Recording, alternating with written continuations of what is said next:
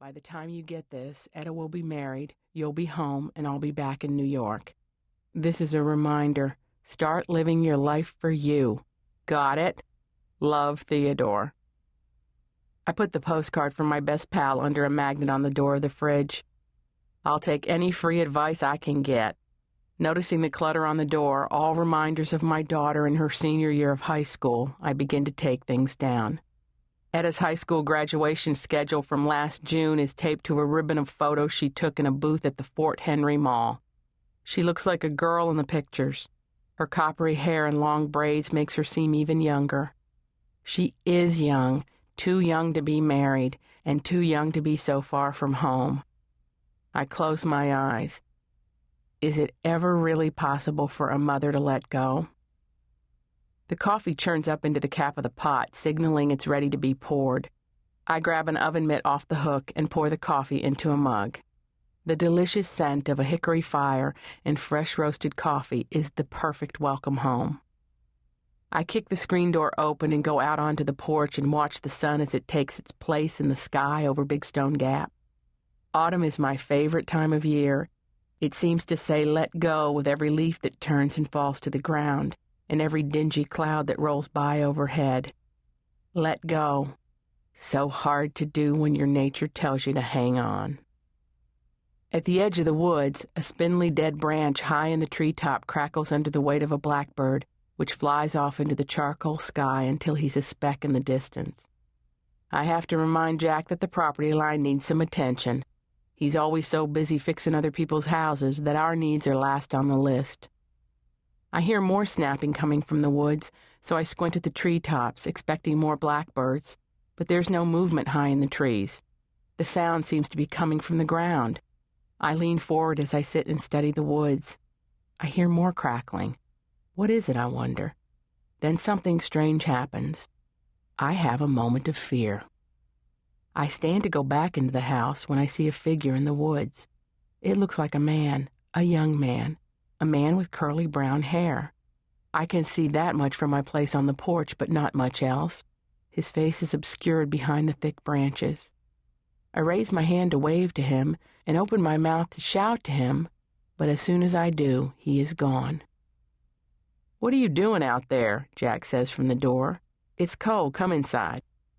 I follow him into the house. Once we're in the kitchen, I throw my arms around him. "Honey, I saw something. Someone." "Where?" "In the woods." "When?" "Right now, this second. He was walking along the property line. I saw him." "Well, it's hunting season." "He wasn't a hunter." "Maybe he's hiking." "No." "What then?" "It was Joe." "Joe?" Jack Mac is confused, so confused he sits down. "Our Joe?" I nod. "Jesus, Ave Maria, you know that's impossible." I know. My eyes fill with tears. "But I think I'd know my son when I see him." Without hesitating, Jack Mac gets up, takes his work jacket off the hook, pulls it on, and goes outside.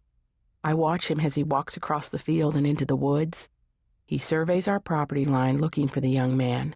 Sometimes he stops and takes a few steps into the woods and disappears. I don't know why, but I'm relieved each time he reemerges. I stand at the window waiting as he checks the side yard and his wood shop. I half expect him to return with someone. With Joe. Then I hear the bang of the screen door. There's no one there. It was a long trip. You're tired. You're imagining things. Really. Jack takes off his jacket. I didn't see any footprints in the mud. Nothing.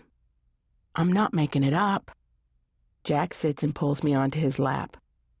What did he look like? He wasn't 4 years old like when he died, but older, like 20. You know that can't be. I know. I stand up. I go to the stove and pour a cup of coffee into a mug and hand it to him. I pull the rolls from the tin foil and put them on a baking sheet. I slide them into the oven to warm them. It was someone else, Jack says practically as he sorts the mail. Or it wasn't anybody. My eyes played a trick on me. I hadn't even had my coffee, and I'm half asleep here in my big, fat, empty nest. I miss Etta, and that always makes me miss Joe. I pull the rolls from the oven and peel back the tin foil. You're not going to lose it on me, are you? I'm not crazy. Good. Jack smiles at me. I can handle just about anything but a crazy woman. He tosses the junk mail into the fire. I slather the rolls with butter and jam. Jack studies a bill from the mail, so I feed him the roll. He takes a bite. I turn to get a plate. Jack grabs my hand and licks the jam off my finger. I look into his hazel eyes and see the exact color of the morning sky. He looks at me in that way he never looks at anyone else. With all that we've been through, that look still delights me. What are you doing? I ask him, but after 19 years of marriage, I have a pretty good idea. He doesn't answer. Instead, he kisses my neck and loosens the belt on my robe, which conveniently drops to the floor. I say conveniently because I'm still holding the roll, which I lob into the sink like a fly ball. As Jack kisses me, my mind begins to race. Never a good idea when you're making love. The whole point is to stay in the moment. But I'm in my memory bank trying to recall if we ever made love in the kitchen before. The fire has pale blue ribbons of smoke curling up from the plastic windows on the junk mail. I watch until the flames engulf the envelopes entirely and turn them into black flakes that float up the flue. I sit on the kitchen table and pull my husband close. The very idea of this makes me feel like laughing, but I don't. I feel his heart racing with mine. And I think, this is what's good about being married, knowing everything about someone and yet still being surprised before breakfast. I hold Jack's face in my hands, then I slide them down his neck and outline his broad shoulders, down his arms, muscular from all that construction work. He is drenched in sweat. Of course, we're near the fire, so I pull him away from the heat. He smiles and takes in deep gulps of air. I listen to his heart, which beats loud and clear and true, and in an instant, too fast. I have to sit, Jack whispers. I help him to the rocker by the hearth. He sits down and leans back in it, closing his eyes. Are you okay? I go to the sink and pour a glass of water and take it to him. I'm old. No, you're not. If you're old, then I'm old, and I'm not old. Dream on, he smiles. I put my head to his chest. Wait here, I tell him. I go to the hall closet and reach up to the high shelf and pull down Speck's emergency kit from the rescue squad. Leola, Speck's widow, gave it to me when he died. I take it into the kitchen. What are you doing? Jack is standing by the sink. Sit down. I'm going to take your blood pressure. Jack sits down in the chair. I open Speck's emergency kit reverently. The blood pressure gauge and cuff are nestled neatly among boxes of bandages, iodine, small bottles of tinctures, and tins of salves. I lift it out. Give me your arm, I say. I strap the band around his arm. I pump until the numbers spin around like a betting wheel. 170 over 110. Honey, you need to go to the doctor. I loosen the band and try not to panic. What for? You're off the charts. I feel fine. He pulls me close. You're so good you almost killed me. Not funny. How's your vision? Blurry? It's normal, Jack promises. I knew something was different. It sounds like an arrhythmia.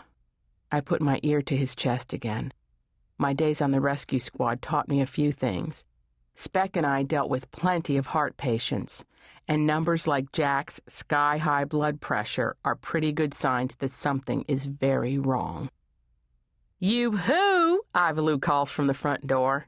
Just a second, I holler back. I grab my robe and hand Jack his clothes. Jack makes a beeline for the downstairs bedroom and closes the door behind him. I sit down at the breakfast table. Come on in. Ivalu comes into the kitchen and puts her navy blue patent leather purse down on the bench. She wears a navy blue suit with a slim skirt and peplum jacket, nipped at the waist by a matching belt with ruby red grommets. Her blonde hair is blown straight to her shoulders. Thank you for the breakfast treats. I give her a kiss. You look so pretty, so professional. I hope so. I have a meeting up in Wise at the library, and then I'm having lunch at Bonterra's with the girls. Ivalu surveys the empty kitchen table. The mail and newspapers are on the floor, exactly where they went when I cleared the table. From the looks of things round here, there's been a rockin' robin in the empty nest. I'm all set to deny it, but I've been friends with Ivalu too long. How can you tell? Nobody ever wastes